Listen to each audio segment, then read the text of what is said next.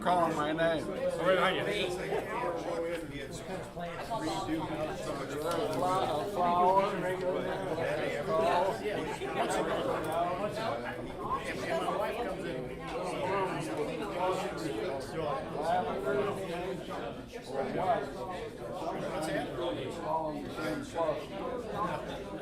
I give up on it. Veterinarian time around the office. I like it every day.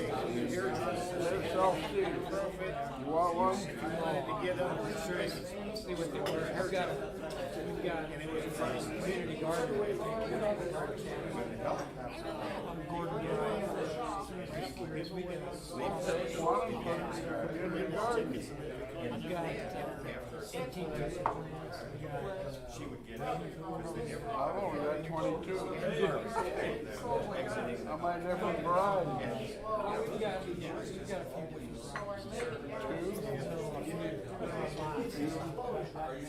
Probably got 8. Then we got 4 or 5 more that come up from last week, so we're reviewing those.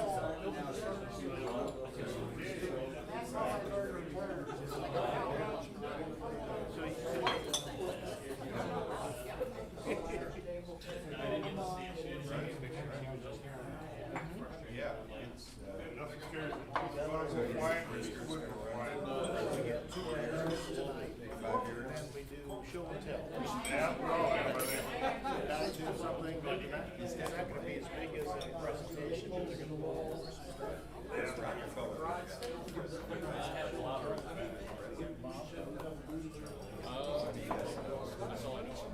Okay. And he's gonna do that while it's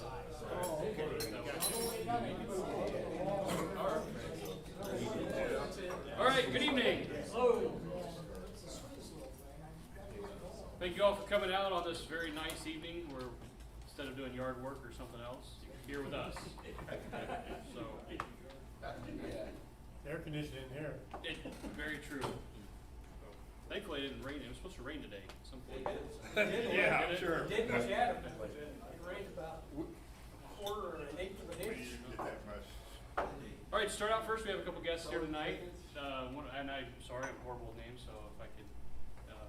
This is Brandy. I'm Joe. And Joe here visiting tonight.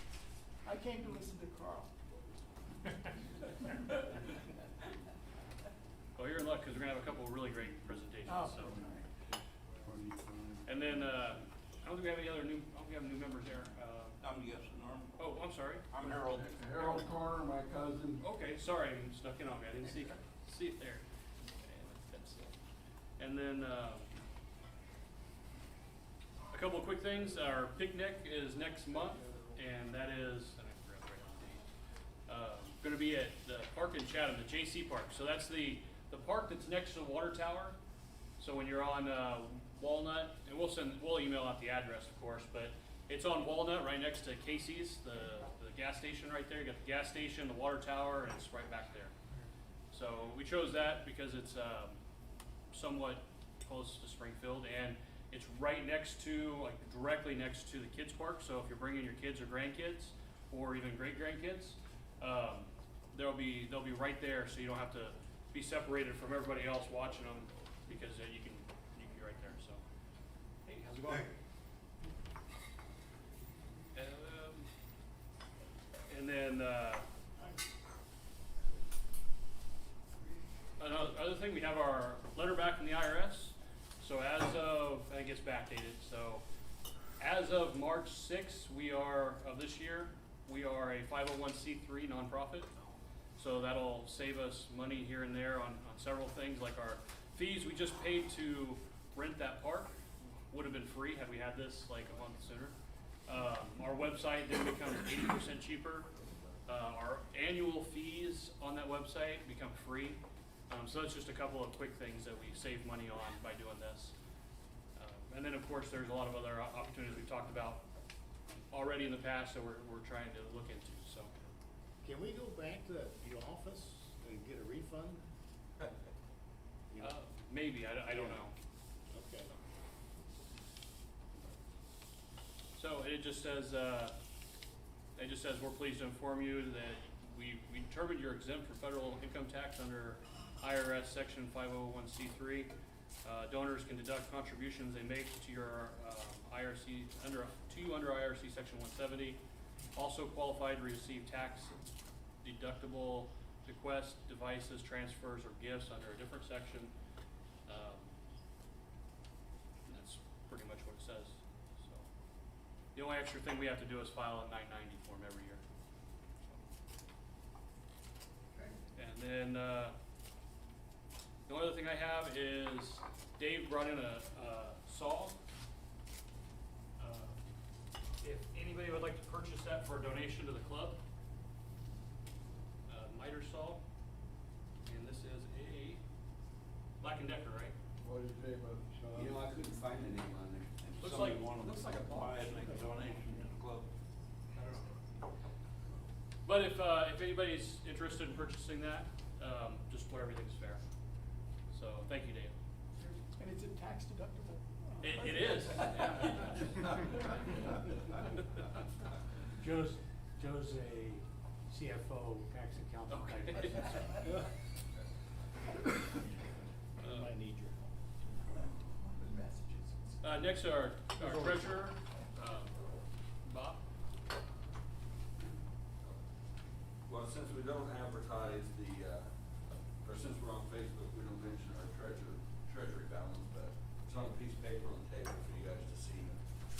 And then the other day, 2 weeks ago was it? We had the CNC open shop at my place, and these are the 2 signs that we cut and made during the presentation. So Yes. I'll pass those around if you guys want to take a look at those. On one of them, I think it's the one Norm has. Nope, it's this one right here. If you look right down here in this corner of that tooth, I showed people what not to do.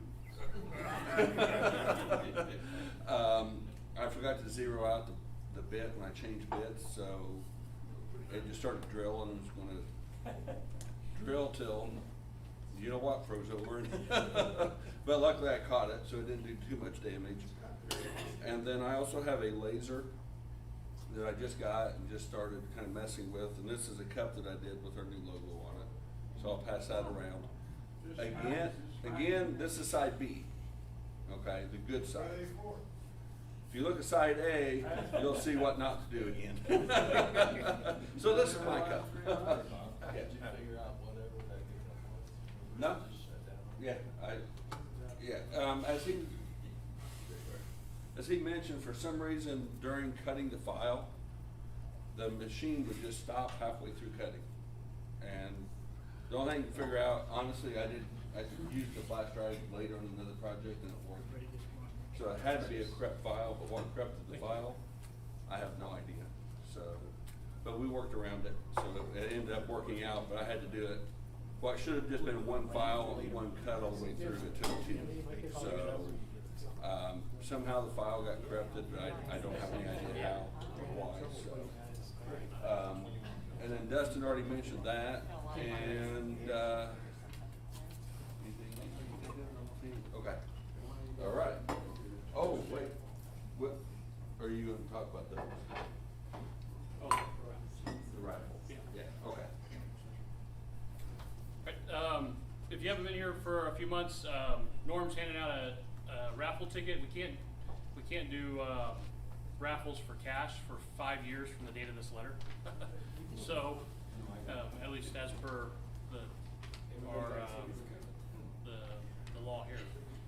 So people bring stuff in just as donations. He gives out the tickets, and today there's a bunch of stuff up here, several different small lots of stuff. So at the end, he'll draw the numbers, and then you get to pick from what's up there. Is it all the tools laying in the corner? Yes, yeah, there's 1, 2, 3, 4, 5, 6, 7 different lots of stuff there. So if your first one picked, you get to be the first one to pick from that. So that's all I have. Is there any other new or old business anybody else can think of real quick? Just my shop Saturday. Oh yeah, Yeah. Bob's gonna go over that. Yeah. Yeah. Okay, so, Great. all right, so tonight we have 2 presenters. We have Carl, who just came back from Mark Adams, who took his class on veneering. And he's gonna share that with us. And then we have, Mike's gonna talk about spoons and some other stuff. My work changed mainly the first time. And then we have Lonnie Scott has a open shop this Saturday at 10 and 11 on wood burning, and it should be really a lot of fun. So, anything you want to add at all to that one? No, just anybody that wants to come, it's a car and a half garage, it'll be open, I think we'll be fine, Okay, work it out. okay. We had talked up, I'm gonna bring a TV and the camera, so it won't be so crowded, and you can, if you're lucky enough to have a front row seat, you got that, and if not, you can see it on the If you TV. wanna bring a folding chair, but I don't think you have any problem if you're standing, Okay. so, okay. All right. Okay, so we'll go ahead and get started then, Carl, with veneering. You wanna move this to the back? We're gonna, You, you wanna, Well, you wanna do your PowerPoint first? well, why don't I do my PowerPoint Yes, first? okay. and then- might be good to close those blinds. Oh, we just do the Table lights. back then.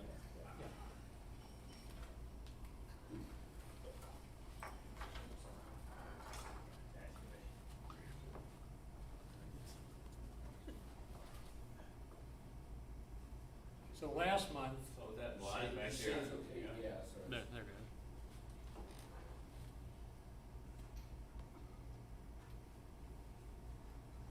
There you go. That's much better. so last month we heard from Dr. Foles about all the furniture that he's built, a lot of it with veneering. So, I thought it was time for me to learn veneering. So I went over to the Mark Adams School, and I thought I was going to go and do this class where I learned how to put veneer on wood. That turned out not to be exactly what the class was about. It was more about what's referred to as parquetry, or putting geometric designs with veneer onto wood. And you can sort of think of this as quilting with wood. At any rate, so this is going to be sort of a summary of the week I spent there. Next slide. So first to talk a little bit about what is veneer. And veneering is you take a log and they have these huge knife blades. And so this is a rotary cut of veneer coming off of a log. And this is sort of the simplest way to cut veneer. And when you buy a piece of plywood, like a piece of red oak plywood, the red oak is cut this way on the surface of the veneer. It's a simple, cheap way to cut veneer. Next slide. The next is quarter sawn veneer. And so that's cut, and you get nice linear patterns of the wood, of the veneer coming off. A lot of furniture is built with quarter sawn veneer. Next, and then you have plane slice, and now you're cutting across the lines. And so some of the nice cabinets that you saw Roland having built with pattern matched things would be cut this way, so you have nice patterns. You don't have just lines, but you have beautiful patterns. So that's the way veneer is cut. Now, the industry standard right now is veneer is cut to 1/52nd of an inch. So it's really, really thin. And you can get it cut a variety of ways, but that's the standard that's used by most people. Next slide. So, one thing about this, you don't need a lot of equipment to do this work. You need a ruler, you need some tape, you need a 11 knife, you need a 60-30 and a 45 angle, and you need a block with sandpaper on it. And you need a cutting mat. These mats are incredible. They're called self-healing mats. And you can cut down, put an 11 knife down, cut a line through you can't see on the mat where that line was. That's why they're called a self-healing mat. And I don't really know what that material is, but it's pretty incredible. And the mat I have here, I did a lot of work on this for a week over at Mark Adams. It's hard to really tell that there's anything that's been used. The other nice thing about the mat's already got lines on it for this side is inch, the other side is in metric. So you know, it helps you keep things in a line as you're going through this process. Next slide. So doing this work is all about cutting strips. And to cut a strip, you need a straight edge and you need an 11 knife blade. And it's very easy to cut along the line of the grain with this. Next. So you have all kinds of strips. And then there are a variety of things that you can do with those strips. Next. So you can take and use your 45-degree angle and you can make diamonds. These are 45-degree diamonds. Next slide. You can put those diamonds in a variety of patterns, and this is a piece of work where these are all the diamonds, and they've alternated the grains so it looks like a nice pattern. And then you just put strips around the edge and finish it up. Next. Then you can use your 30 degree and you can cut longer diamonds with that. And one of the things I'll just point out in that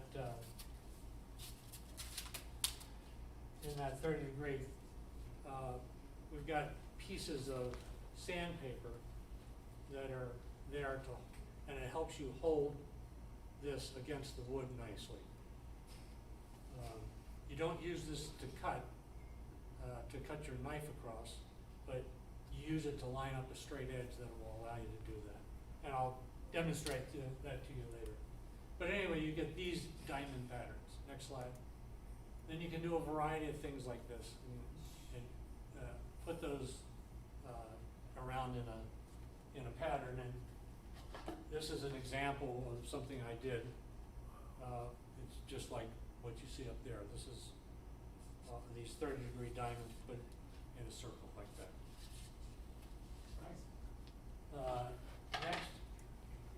Next. That's the piece I just showed. Next.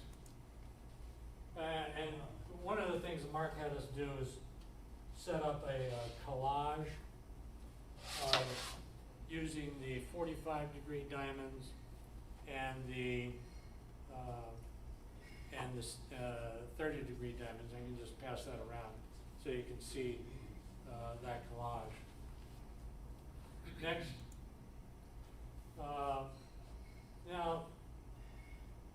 So this would be referred to as a four-sided figure, and you know, this is an example of that. So you use that the 45-degree thing to make, and you cut 4 pieces and fit them together, and then you tape everything together, okay? And then you'll be, eventually you end up gluing this thing onto a piece of MDF. So this is the side that gets glued, and then after it's glued, you take all that tape off. Next slide. Now this is kind of a neat little template that's used to make compass roads. And I actually am going to show you how that template works, but basically you line it up and cut out, you're basically using this and you're gonna cut this shape, okay? And that's gonna, and then this is a smaller, similar shape thing. Again, you start it in here, and I'll show you when I do the demonstration how that's done. A standard veneering course would do a compass rose, and it might take you all morning to do it. With this little gauge here, my first compass rose took about 20 minutes to do. And next slide. And that's the finished product. And I'll pass that around.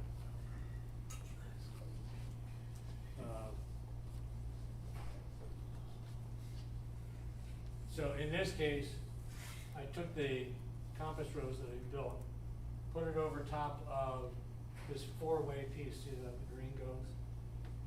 And you lay it over top of that, and you tape it to that, and then you cut this, so you cut a negative out of the four-way piece, and then it gets laid in there.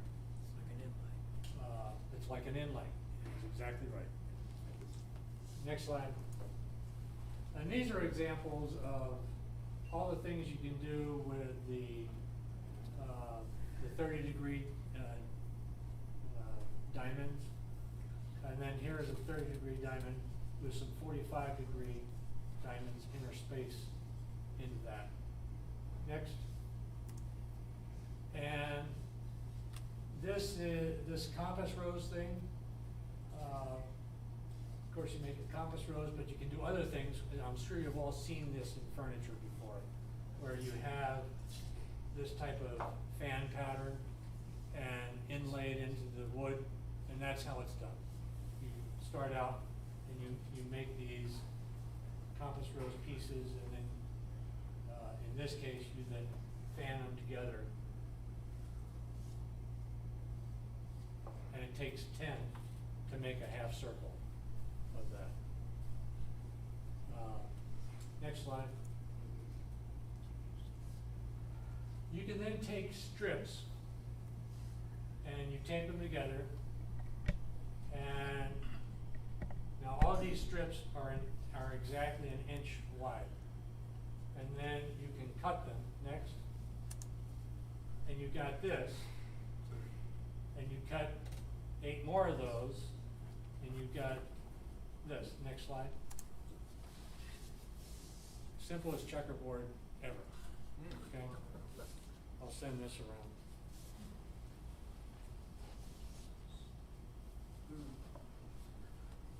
Next slide. This is kind of a really neat thing. So we talked about the four-way pattern, where you have, 4 triangles. Then you can develop a 12-way pattern, and this is how you set it up. So you take 2 mirrors that are taped together. You have your piece of veneer, and you have your 60-30. Next slide. You then put those mirrors over top of the veneer. You put your 30-degree angle in there, and get the mirror tight. Pull that out. Next slide. And then you can see the pattern you're going to get, which it's really kind of a spectacular type of thing. And you can adjust, where you're going to be making these cuts, and where you're going to be doing this on the veneer. And this is an example of a 12-way. Pass that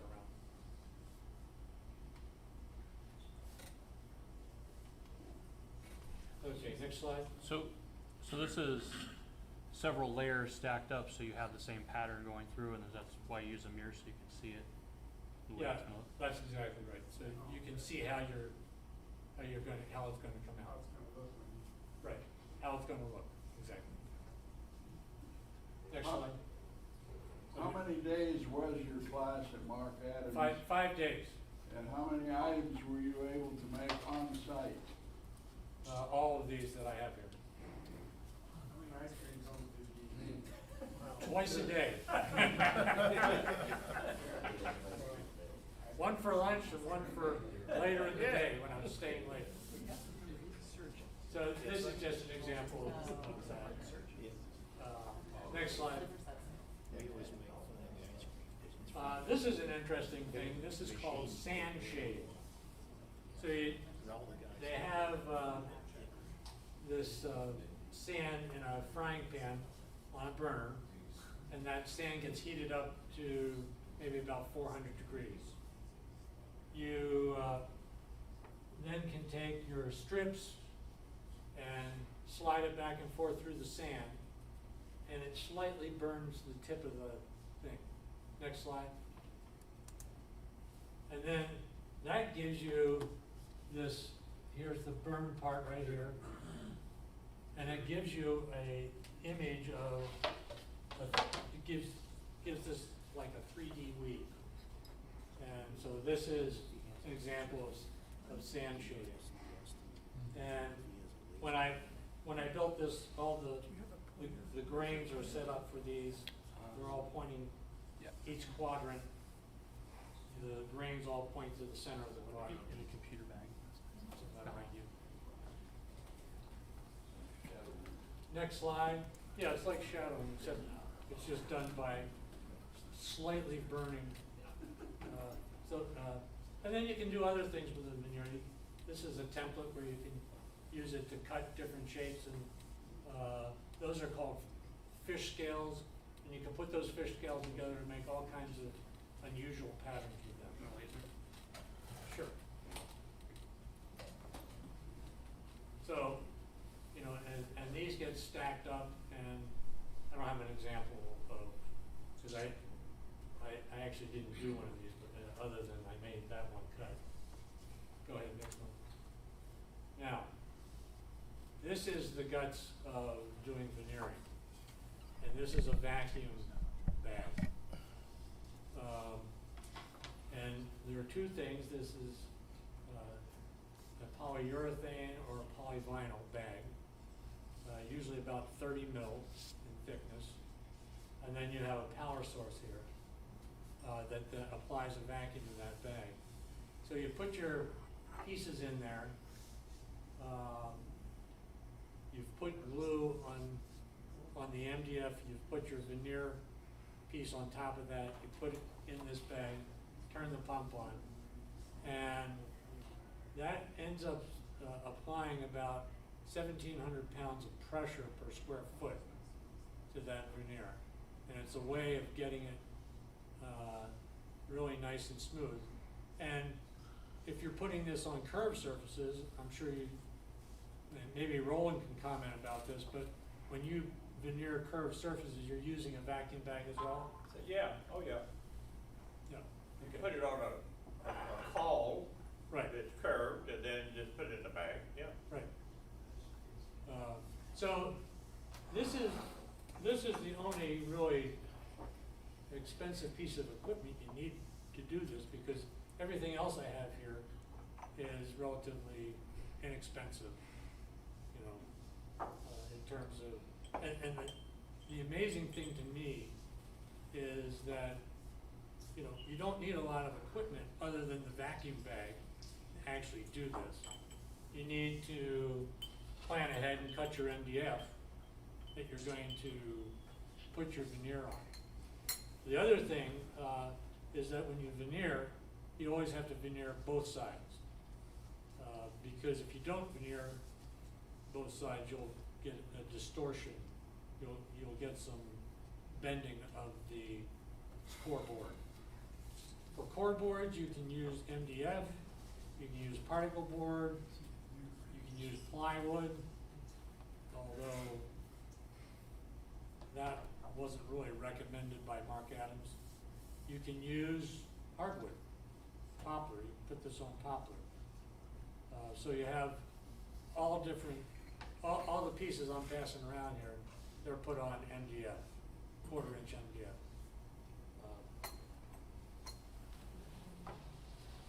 Another piece I'm gonna show, that's the last slide, so we can turn the lights back on. Carl, you might mention that in the bottom of the bag, you have to have a grooved board so that it spreads, because you'll have something sitting on top of it but block the, Right, you gotta get the air out. right. So you have to have a groove board underneath so it can fully suck out. Right. So there's a groove board, then there's a flat board, and you need the groove board to be able to evacuate all the air. And the critical thing when you're doing this, as it's sucking down, you have to make sure the piece doesn't shift, because it can do that, and then that'll get it out of whack. This piece is a herringbone pattern, and all these strips are a 1/2 inch wide by 2 inches.